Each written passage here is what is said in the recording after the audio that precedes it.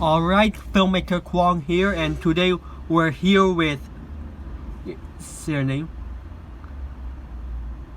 My name's McHenry Cruiser. I am a schizophrenic rock star, a legend, a man with a jawline chiseled by Zeus himself. Yeah. And we're here with. We're now part 3 now. And. Part 3. Yeah. So. In this, like, 2 interviews, can you tell me your experience? How's the interview going? What do you think?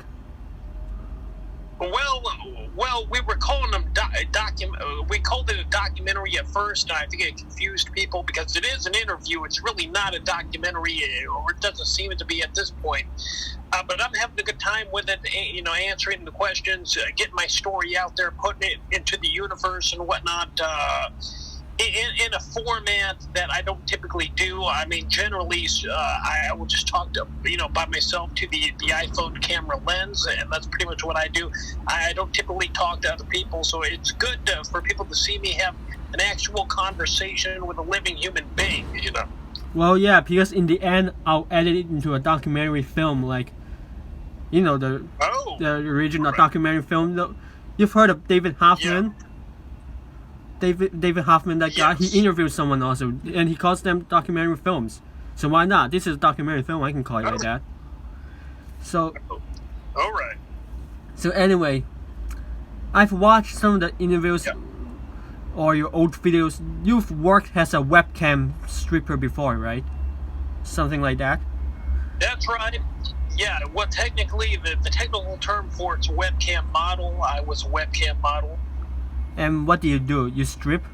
You do some. Well, you could strip, you could flex, you could manipulate your nether regions. That's to say, you could jack off in layman's terms. For whomever is watching. Typically, if you're a guy doing it, if you're a male performer, your audience is going to be typically other men.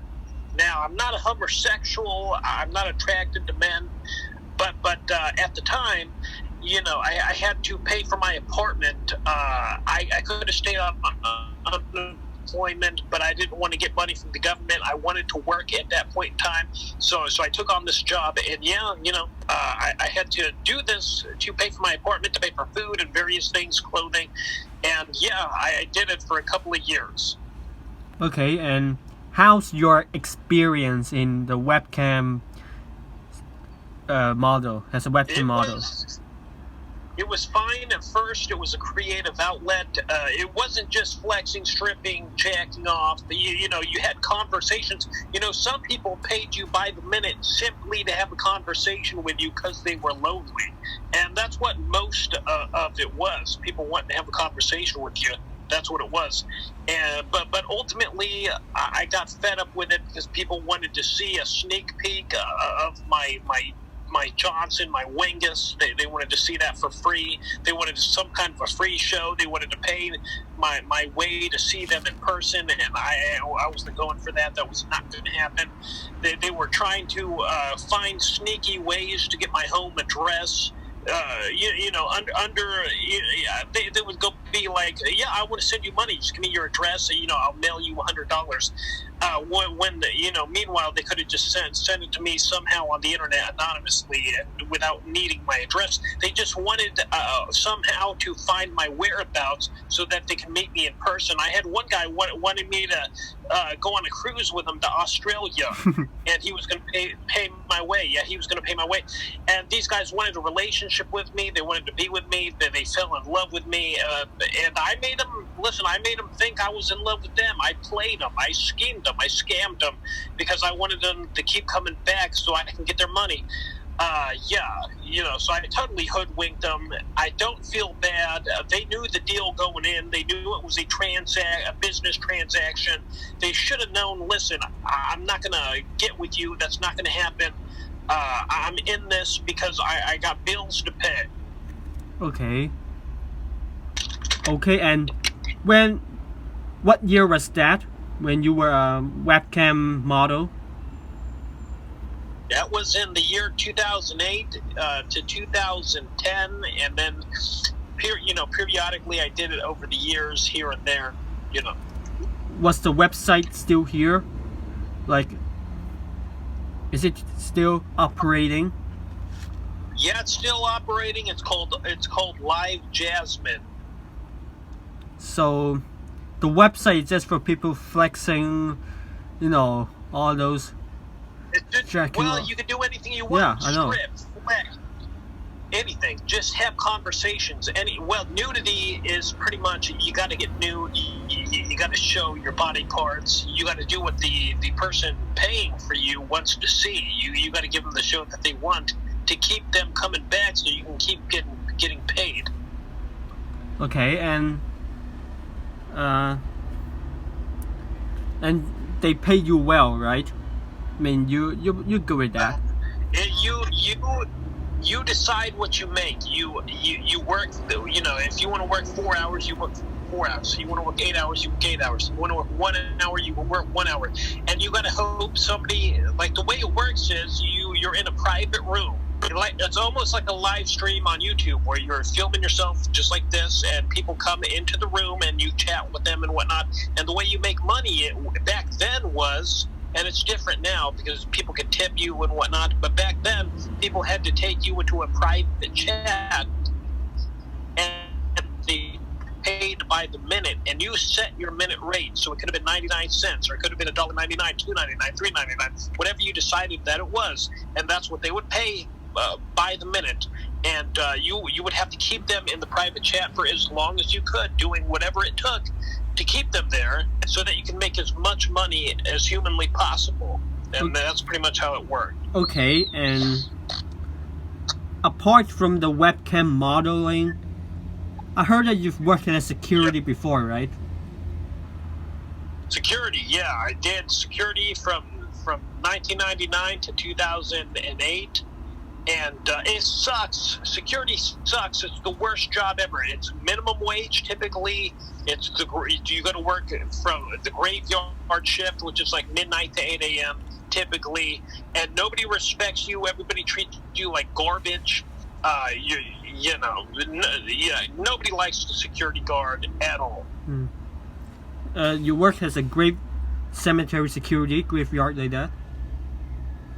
Well, not at a cemetery. They call it graveyard in the United States because you work at night. You from like midnight to 8 a.m. or from like 9 p.m. to 5 a.m.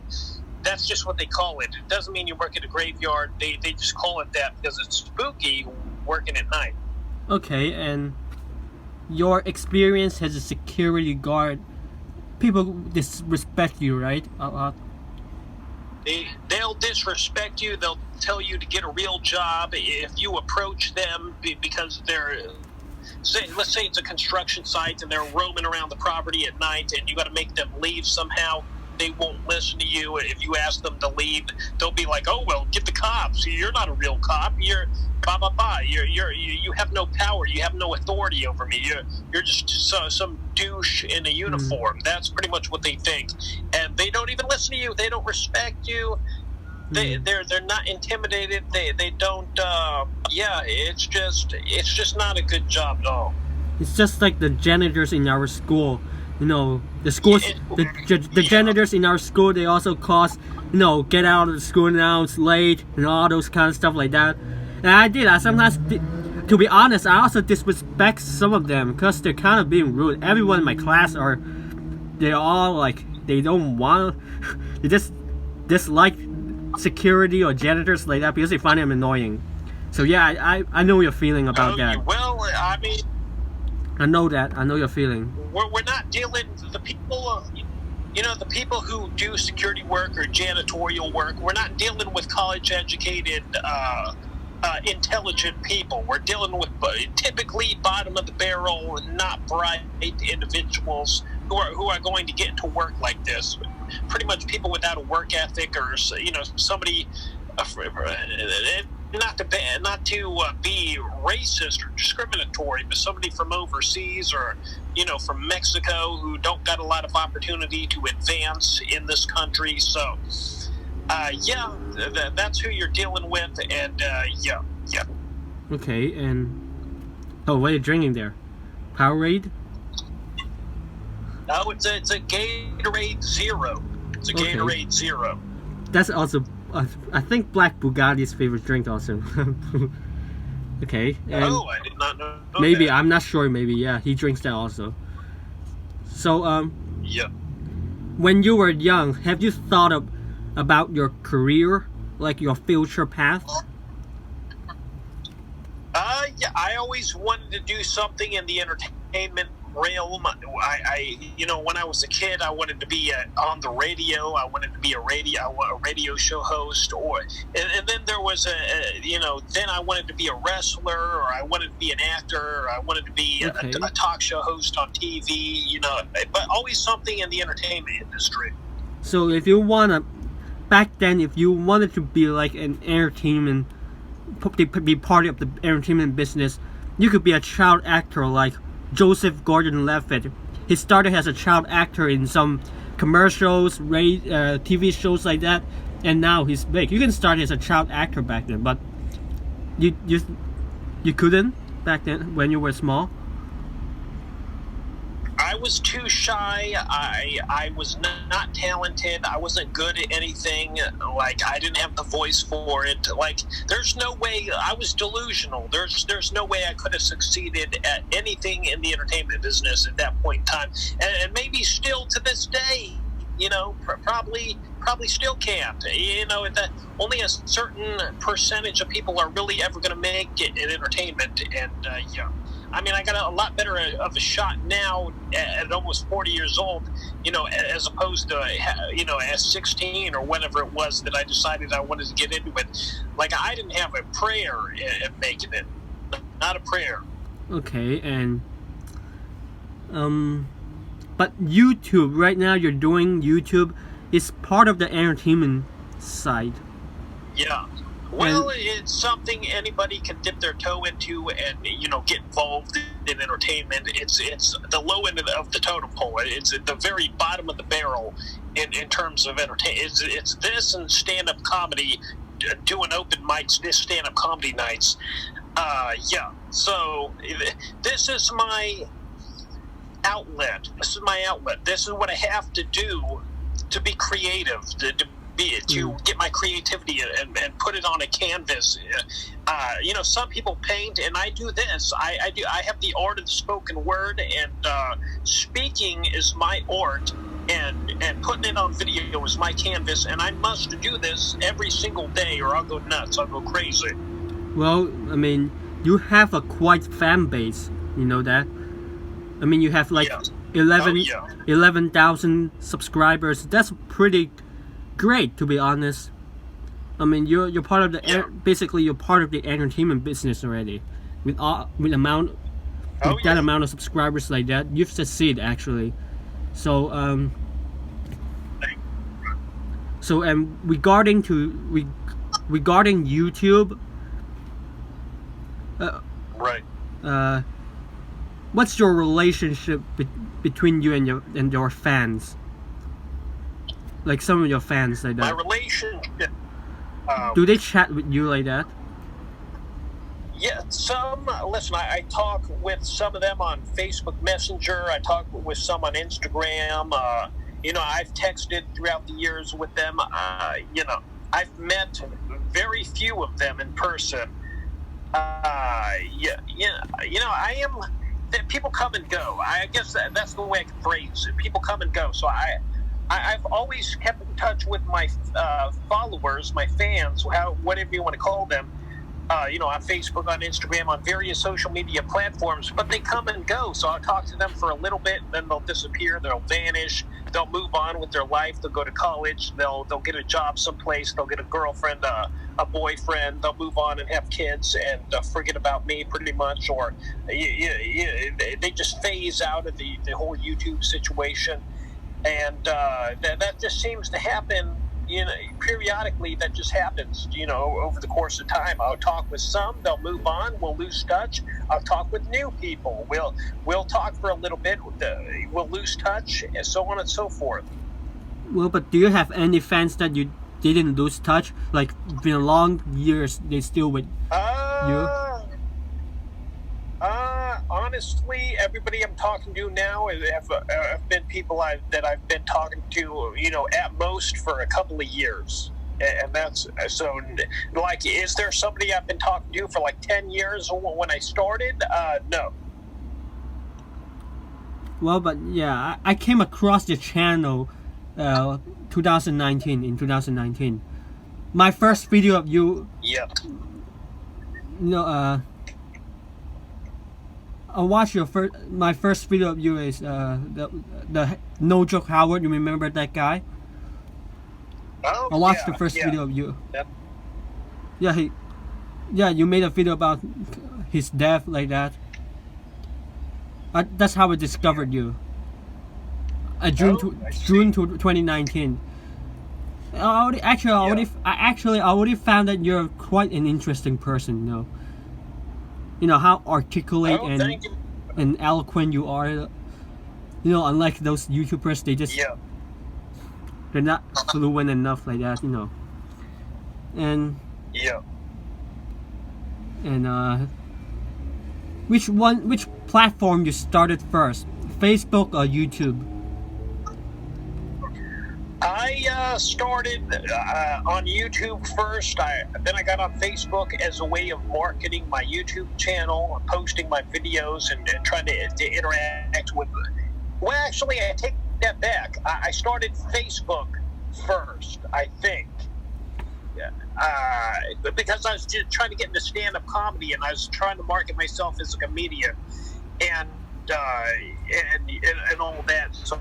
So I was adding a bunch of local comedians onto my profile so that I could interact with them and befriend them. So I was on there first, and then I got on to YouTube. Okay, you had a Facebook page before? Yeah. No, I mean the one I got now is the one I've always had.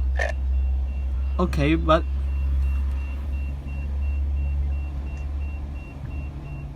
the current Facebook profile, I saw a lot of photos of you flexing like that. Is it that's the correct word to say?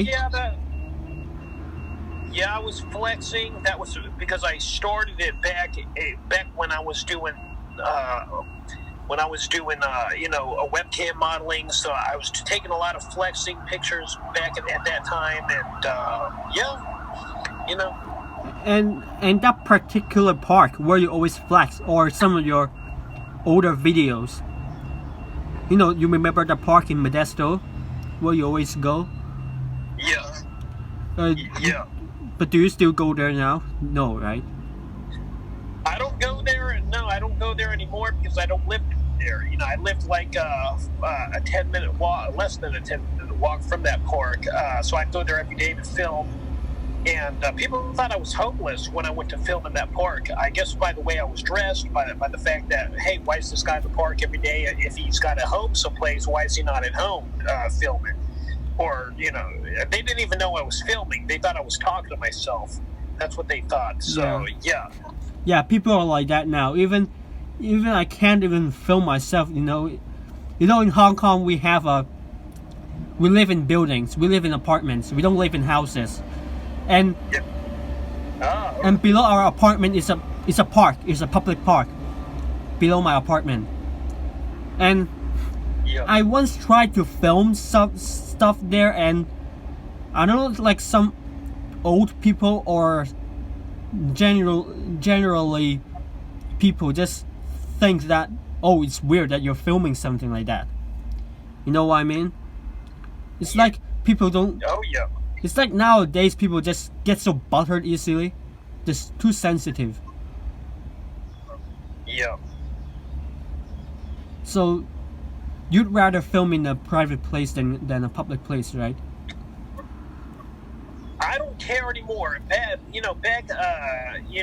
when I was doing filming at that park, I was very uncomfortable filming in the park if there were a bunch of people in the park, walking by, because every time they would walk by, they would find some excuse to they would like pretend to tie their shoe, or they would pretend to wait on their dog to go to the bathroom, or they would have some sort of manufactured reason to stand there right by me as I was talking to the camera phone filming my video, because they were curious as to, okay, what's this guy talking about? What's he saying? Who is he talking to?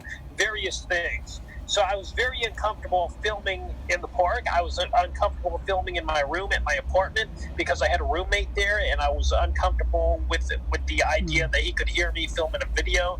Now I don't care. I don't care who hears me. I don't care where I film. I don't care who it's heard by. But I just, a couple of years ago, I just had started again. Actually, 1 year ago, I had started again after a 5-month hiatus. So I was just getting right back into it, and I was very uncomfortable with people overhearing me filming a video, but now I'm not. Now I'm comfortable with it, and it's all good. Okay, and I know you live stream in some restaurants before, or in some recent years. And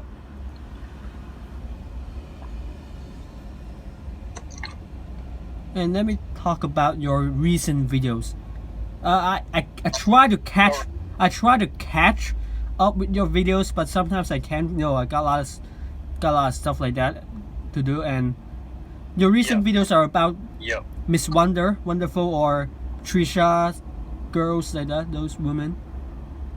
Oh, yeah. Well, Miss Wonderful, lately I was trying to win the affection, trying to win the love of Miss Wonderful, trying to get her to date me and whatnot and notice me.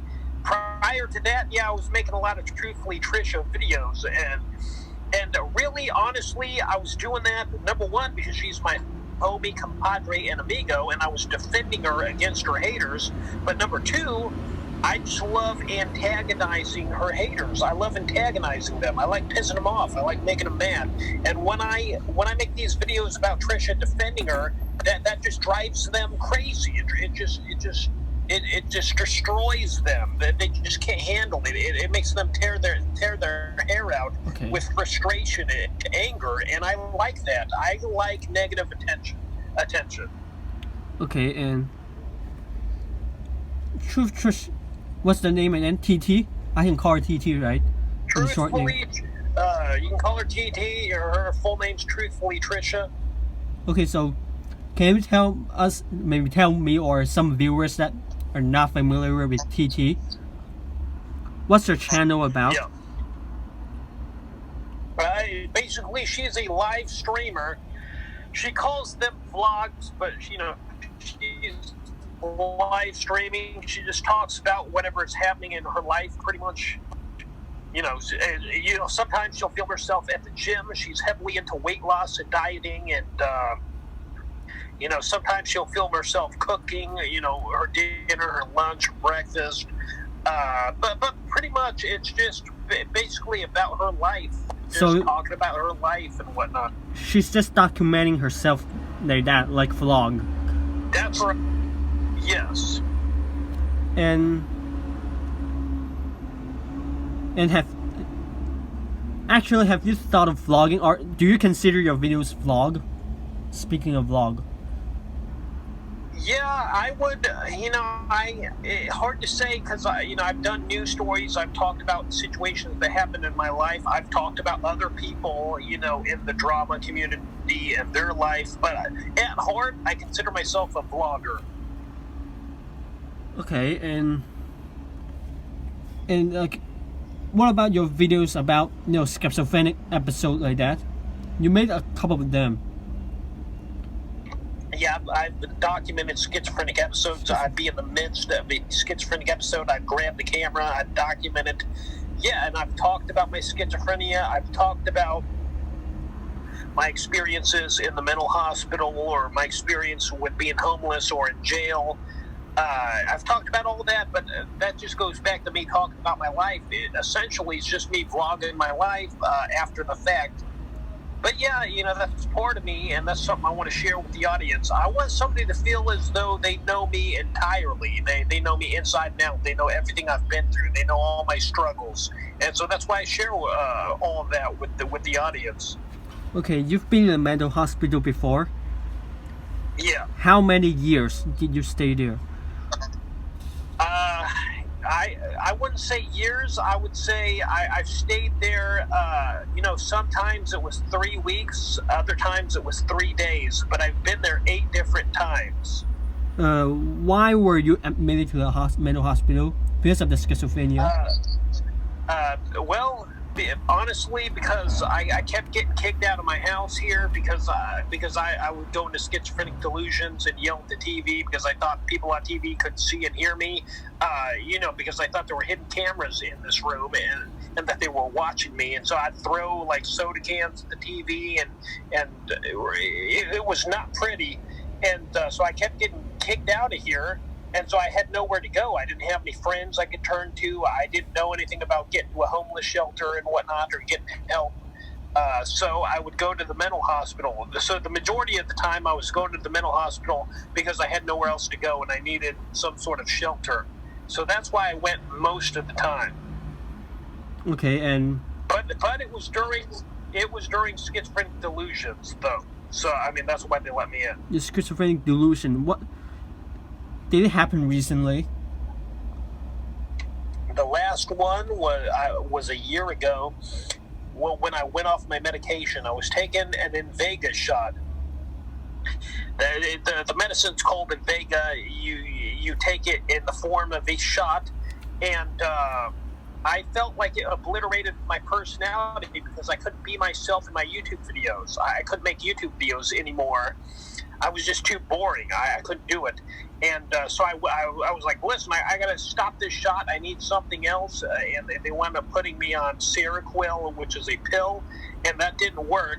And so I went to delusions where, again, I thought that people on the TV were talking to me. I thought they were communicating with me.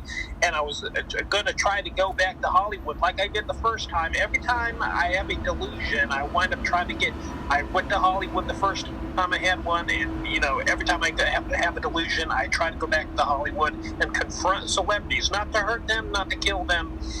But I don't know why. Just because I feel like they're going to help me get on a TV show somehow. My delusion is that I'm the most famous reality show star in the world, and that somehow if I can get to Hollywood and garner the attention of these celebrities, they're going to help me get a show or a movie deal or something like that. And that is my delusion. But I'm not sure. But you basically you can't talk to an actor like that to ask him to star in the movie, to ask him to star you in the movie, because the actor doesn't really have that much authority as a director or producer.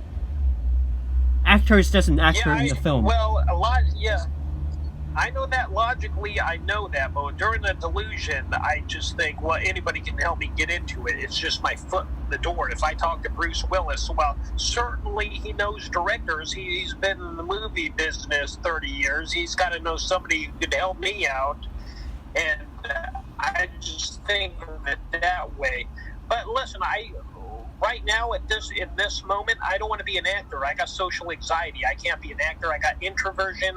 It's going to drain me of my energy, trying to act all day for hours a day. I really don't want to be an actor, anymore. All right, so you can continue what you said just now about the. I already forgot what I'm talking about. Okay. Oh yeah, the Bruce Willis stuff like that. No. Like anyone right. can. So when I go into these delusions, and I know you said, listen, you can't just talk to an actor and think they're going to help you get into the movie business. You got to talk. I mean, you got to audition. You got to talk to casting agents and directors, and you got to audition and all these different things. But when I have a delusion, I just figure, well, I can talk to Bruce Willis. He's been in the acting business, 30 plus years. He's going to know specifically people making movies. He's going to know casting agents. He's going to know directors. He's going to know screenwriters and various people in the different facets of the entertainment business, and he's going to hook me up. He's going to help me garner somebody's attention who's going to help me skip the line, and I'm not going to have to audition. I'm going to be put right, into a movie, into a film. And that's the way I think during a delusion. Now, I don't think that way now. I'm good. I don't want to be an actor. I'm good. I've pretty much given up on my hopes and dreams of being a famous celebrity, and that's fine. But if I were to stop taking my medication, I would think that I was already famous. I would think I'm the most famous reality star in the world, and I would go back to Hollywood, and I would try to get an actor or a celebrity or a personality's attention to get some sort of a TV show, because that's always what happens to me. Okay. And well, but I mean, like you're quite gonna say you have a quite a fan base on YouTube right now. I mean, you have some fans already, so I don't think you really want to be an actor in Hollywood. No. I like you. If I were to have my way, I would be a YouTuber. Would be my dream job. Just a much bigger one, a much bigger audience. Yeah, I mean now YouTube dominates everything. Yeah. Okay, and I want to ask you something. Have you dated before? Have you had any girlfriends? I had one girlfriend when I was around your age, 16, 17. I have not had an official girlfriend as an adult, but I have dated quite a bit, and I've been quite the man whore. I have slept around with various ladies. I'm very sexually experienced with women, but I've not had an official girlfriend as an adult. Well, it's kind of similar to me. When I was around 14, I mean, I tried to have a girlfriend. I kept thinking that I need a girl like that, and I've messaged some girls on Instagram, my school girl, the girls in my school, and they all turned me down because they think that I'm a loser, a loner, a scumbag. Or I don't know why I'm trying to annoy them like that. It sucks now. I can imagine. Yeah, that's not fun at all. Not at all. You got to get some ladies. You got to get their nether regions. You got to get all up in it. You need that as a gentleman. Yeah, and have you tried Tinder before? But you didn't try Tinder. Yeah, I've met a couple of women off Tinder before. I have slept with women off Tinder before. I think, but only one woman off Tinder I've slept with. Yeah. Okay. And Tinder is still around, right? I'm not really familiar with these dating sites. Yeah, Tinder is probably the most popular one. Yeah, I've slept. The one I've used and had the most success with has been Plenty of Fish. That's what it's called, Plenty of Fish. And I've lost count of how many women I've been sexually involved with from meeting them off that dating website, and now application on a smartphone. Yeah. Okay, but I heard that there are a lot of weirdos on Tinder. Some guys pretending to be a girl.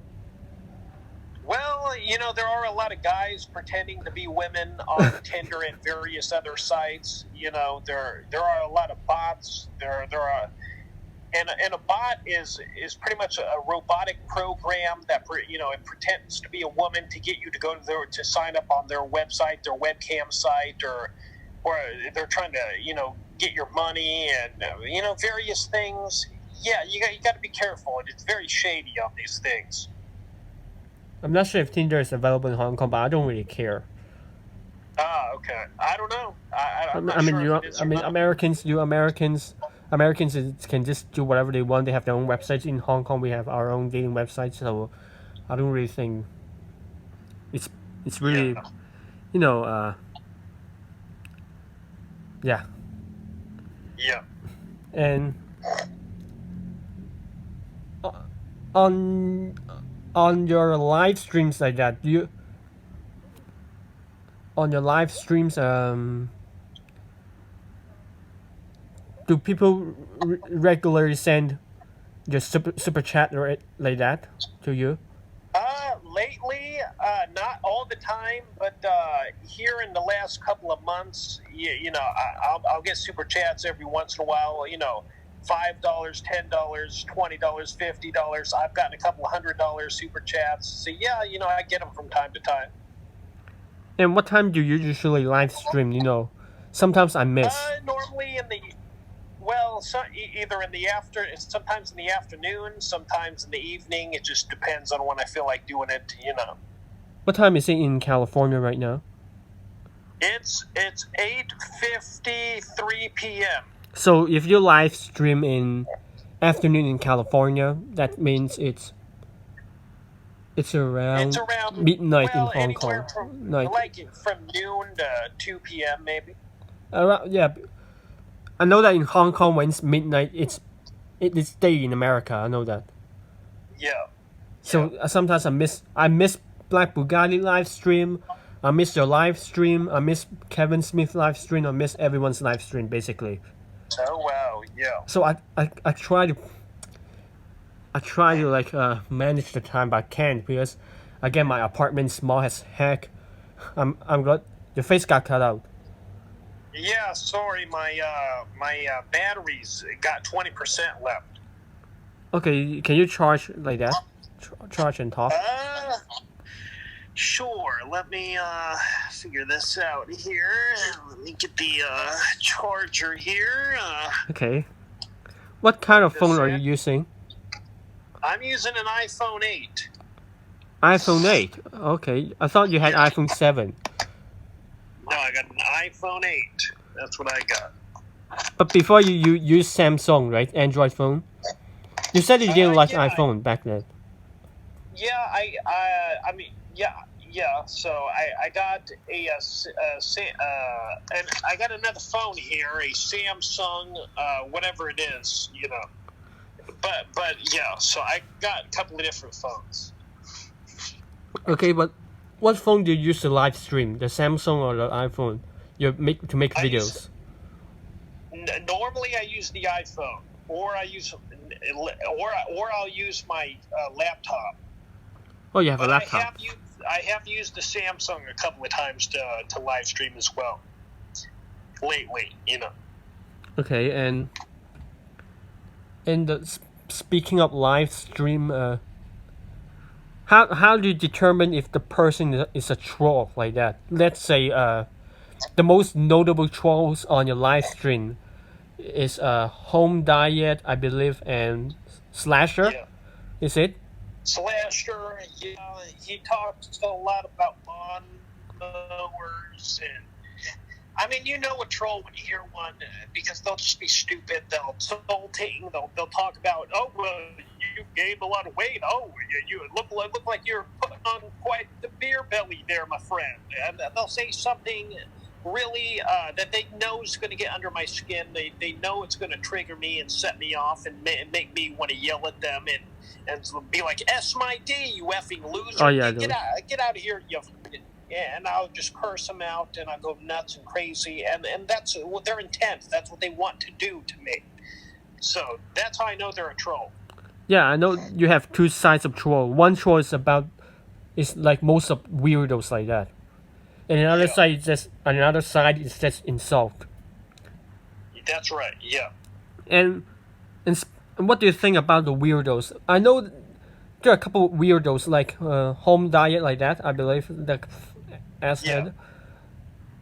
And yeah. But and many more weirdos, I guess. Except Home Diet. Yeah. Well, you got to understand. Yeah, I talk a lot about social anxiety, introversion. I talk about being a hermit. And anybody that is one of those things, not necessarily introvert, but somebody that's a hermit, somebody that's a loner, somebody that doesn't have a lot of social interaction, they are typically weird people. And So weird people are going to reach out to me. They're going to be looking into these various topics that I used to discuss, and they're going to find these videos, and they're going to want to reach out to me because they want to find have some sort of camaraderie with somebody that's like them. And yeah, so because of that, I deal with a lot of weirdos. Okay, and do you have weirdos keep constantly texting you like that? Well, not so much these days, honestly, but yeah, not so much right now, but like every once in a while I do. Yeah, they come and they go, you know. Okay. And are you active on Instagram? Which platforms are you active the most? Uh, Probably Facebook, because I use Facebook Messenger. I don't tend to post an awful lot on there, but I do use Messenger quite often every day. Instagram, I'll message people there, you know, every once in a while, but I haven't posted there it's been weeks since I've posted on there. I'm really the most active on YouTube. I'm not really that active in terms of posting on any other platform, except for my OnlyFans. I do have an OnlyFans, and I post on there probably the second most after YouTube. The OnlyFans? What Facebook you mean? No, OnlyFans is I can't really tell you because now I'm remembering you're underage. So, yeah, I can't say, but yeah. Okay. I can only say that I post on there. Next year I'll turn 18. Yeah. I was born in 2003, so yeah. Oh, I see. In 2003, you were working as a security guard. I was still you know. Well, actually, I was working as a security. Actually, I was working on an armored truck in 2003. I was an armed guard on a truck. We would drive around picking up money from various department stores and stuff, and then would transfer that money to the bank at the end of the day. Okay. Can you tell me, or some viewers who were like still a baby back in the early 2000s? What was the early 2000s like? Like 2000 to 2003? What was the days like? Well, I mean, there were no smartphones. They did have cell phones, but they didn't. I mean, I don't even think they had text. So all you could really do with a cell phone would be to call somebody. That's all you could do. They did have the internet, but you could only use the internet on a laptop or desktop, and yeah, that's and I did a lot of that. I did meet a lot of women, through they had dating sites and whatnot even back then, and I did that quite often. What else? Did you carry a camera around back then, back in the early 2000s? No, did I? Let me see. No, I didn't, because I didn't start YouTube till 2009. So I never had a camera back then, ever, and there were no camera phones. There was no, and I didn't have a camera to take pictures either, or video, or any of that. No, I guess not. But back then you were still using film cameras, right? Not digital. I think we did use digital cameras. So if somebody wanted to take pictures, they would buy a digital camera, and they would hook that up somehow to the computer and transfer them over somehow to the computer. But the video cameras, they're still using VHS, right? In the early 2000s. I can't recall. I think it was the DVDs. I don't recall. I just don't. It's been so long, I don't remember. But you remember you were working like an armed guard, so you carried a gun back then. Yeah, I carried a gun. I'm not allowed to have a gun now because I've been in the mental institution, and when they released me, I had to sign a form stating that I would never, ever in my whole life be allowed to own a firearm. But back then you owned a firearm, right?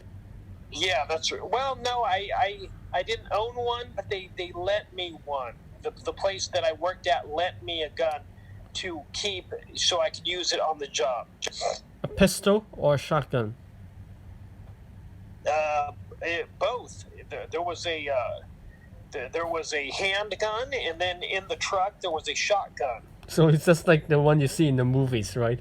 The whole Yeah. no, the movie Heat with Al Pacino like that Oh. with a shotgun. Yeah. Yeah. Yeah. But you've never fired one, right? No. Well, at a range, at a gun range, I would utilize the handgun to practice, but that's it. Never in real life. Never point a gun at any, some bad people like that, thieves or muggers. Never. No, I never have. Okay, because no, I'm just trying to think like in America there are a lot of robbery related crimes, gun crimes related like that. I'm just asking you, have you ever pointed a gun like that? I never have, and I'd be afraid to. I'd be afraid of it getting taken from me and used against myself. So, yeah, I would not want to. I don't want to be involved in any kind of a situation where I have to point a gun at anybody. Because, what if I point a gun at somebody and they're not afraid? What if they're like, oh, okay, yeah, shoot me, you son of a B word. Go ahead. What are you going to do? I don't think you got the guts to shoot me, son. Well, now you got to shoot them, or what are you going to do? You're just going to stand there and let them take it from you? Now you're in quite the predicament. So, yeah, I really don't want to be put in a position where I got to aim a gun at anybody, because if they're not afraid, I got to shoot them. Okay. And Yeah. I don't want to get too political, but just only one question like that. Yeah. The news, Alright. like, is America or the United States of America, is it really like that? Like, there are a lot of gun crimes related? It depends on where you're at. Yeah, there are a lot of gun crimes. Because I've heard that from my dad and the news media, of course. They keep saying that, oh, someone got shot like that. Oh, a family Yeah, got people shot. get shot. Yeah, happens all the time. People get shot all the time. A lot of murders. Yeah. Depending on the city. So there are a lot of gun crimes here. What about in California? Yeah, I'm in one of the most dangerous cities. According to polls that are taken. I'm near one of the most dangerous cities in the whole country, Modesto, California. A lot of vehicle theft, a lot of gang activity, violence, shootings. Yeah, I mean, it's bad. I'm not sure if I can use this word to describe Alright. the slum city, slummy like that. No, they have the ghetto. I think I shouldn't say that, right? Right. Should Yeah. I? Say what you want. No, I'm Modesto. Yeah, I don't know. Are there a lot of slums? Sure, there are a lot of bad areas in this country. Definitely, yeah. A lot of gang crime, a lot of drive-bys, a lot of violence. Yeah, it's not pretty. Like, there are a lot of good areas, but there are a lot of bad areas too. Okay, thanks. And I tried to say just now. I tried to say the word ghetto, I think, but I don't want to use that because Ghetto. I'm afraid Yeah. some black viewers will all of a sudden start Oh. cursing at me like that. I don't want to say it. Okay, I promise, viewers. I promise I'm not gonna use that word in my video, even in Black Bugatti's interview next time. I swear. All right. Yeah. So get away from the political side now. Let's get back to the entertainment, YouTube, or daily life like that. So All right. how did you spend your life in this Saturday and Sunday? I spent it all day in this room here, just on my phone, just watching videos and live streams and listening to music, and that's it. That's pretty much what I do every day. The only time I leave this room is just sit in the living room, but I'm still on my phone. It's just a change of environment. I walk the dogs a couple of times a day. That's really the only time I get out of the house. I don't do much, man. I don't do much at all. I am a hermit indeed. A hermit, yes. But you drove a car recently. You went somewhere. I went today to pay off the tags on my car. You got to register your car every year to be able to drive it. And I went to the post office to get a money order to send to the DMV. That's who you send your money to so that you can get your car registered. And so I did that today. I was going to try to get my medication, but I was almost going to pass out. There was no way I could make the trip because I had the coronavirus, and I still have lingering effects of the coronavirus that are affecting me to this day. Okay, a month never mind. later. A month later. Okay, never Yeah. mind. You just said the C word. Okay, never mind. Never mind. Oh, sorry. Never mind. Never mind. It's okay. It's okay. Yeah. It's okay. Sorry. Don't worry. It's my Yeah. channel anyway. And can you tell me more about owning a car in owning a car in America? How it's like? Well, every 2 years, at least in my state of California, you got to get it smogged every 2 years. That's where a mechanic looks at it and makes sure that nothing's wrong with the car and nothing needs to be fixed on the car. And if you pass that, you're able to drive. If for some reason there's something that is wrong with the car, then they won't let you drive the car, unless you get it fixed. You got to register it every year. You got to tag it every year. That's pretty much it. A smog? You got to have insurance. Yeah. A smog? What? I've never heard that word. That's a new word. What's a smog? That's like I said. That's where you take it to Okay. a mechanic. They look at the car. They make sure it doesn't have any mechanical problems or anything like that. But do you pay for your parking like that? Parking your property? You do in some cities, and a lot of only in big cities you pay for parking. Nowhere else do you really pay for parking. Well, but here in Hong Kong it's a lot more expensive. Or I'm not. I know my friend whose dad had a car, and Yeah. I know some of my classmates whose dad had a car, and they paid like 3,000 to 4,000 Hong Kong dollars a month for a parking lot in the building, and they had to pay the electricity, gas, insurance. Pretty sure every month, I guess. It's very expensive. So we don't own a car. Oh well. In Hong Kong, Yeah. we have public transport. It's very convenient.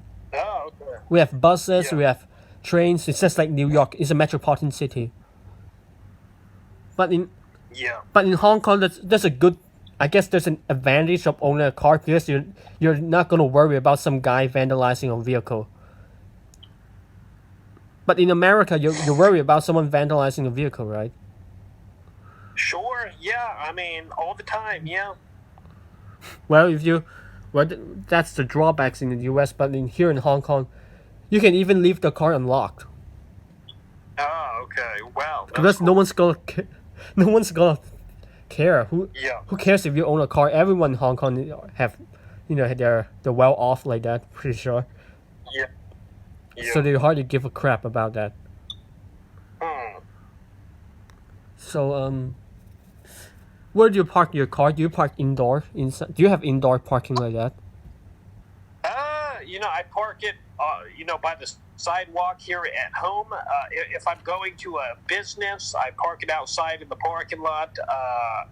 I don't live anywhere where you need to park in a parking garage. I don't really go any place where I'm going to park it in the garage. There are parking garages in various cities nearby, if one wants to park in those, but I never do.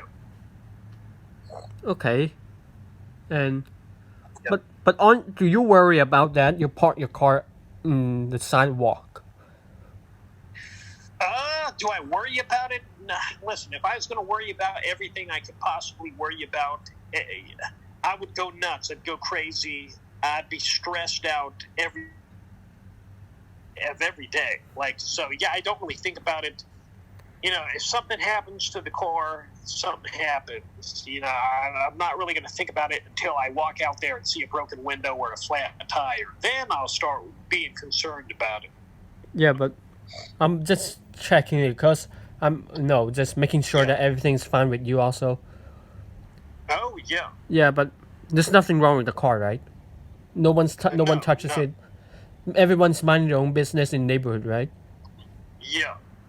So no weirdos all of a sudden going naked and vandalizing public property like that. No one. You've never seen those like that. I've not seen that. Not to the best of my knowledge. I've not seen that. I've not seen it. But have you seen someone going nuts, going naked, running around the street?